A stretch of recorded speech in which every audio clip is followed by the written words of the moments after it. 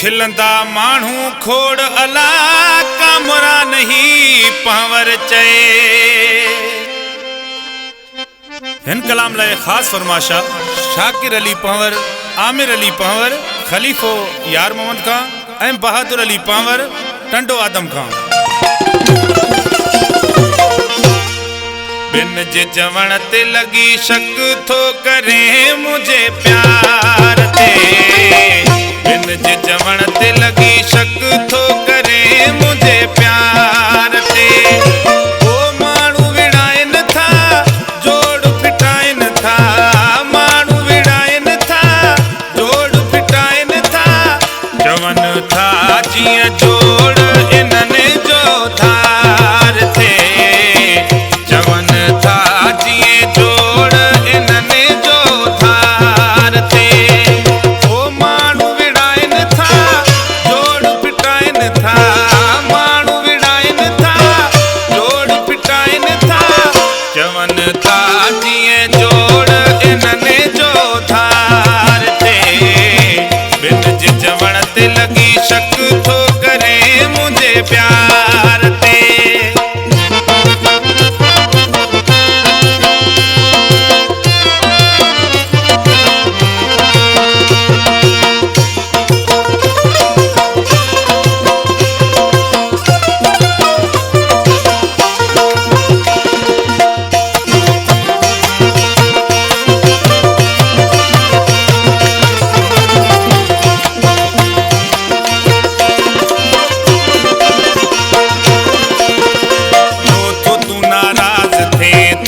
थोरी गाल ते तरस कंदो कर पिरी मुझे हिन हाल ते। छो तू नाराज थे थोरी थोरी गाल ते तरस कंदो कर पिरी मुझे हिन हाल ते। ओ माण्हू विड़ाइन था जोड़ फिटाइन था,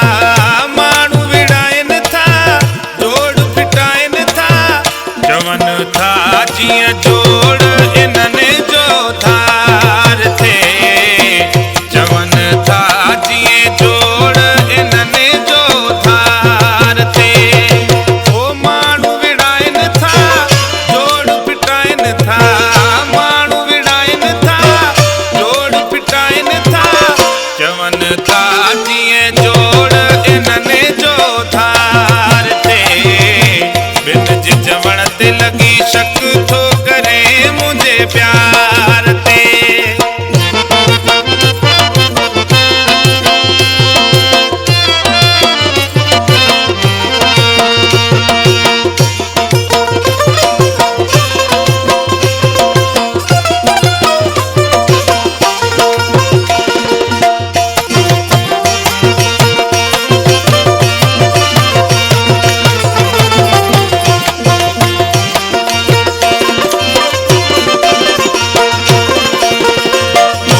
बेवफाई कयां ईअं थी नथो सघे। वहम कर न यार तूं तो मुंहिंजो सिर लॻे।